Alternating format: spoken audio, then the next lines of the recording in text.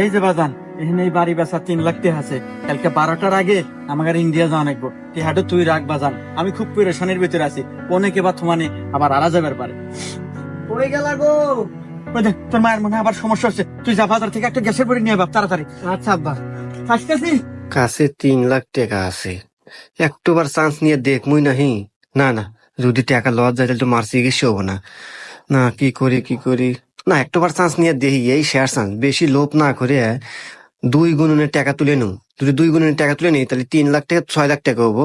তাইলে 3 লাখ দিয়ে মার চিকিৎসা করবো, আর 3 লাখ দিয়ে আবার খেলা শুরু করবো। যাই বিকাশের দোকানে যাই। আল্লাহ, আমি এখন কি করবো? আল্লাহ রে, আল্লাহ, আল্লাহ আমাকে একটু বুদ্ধি দাও।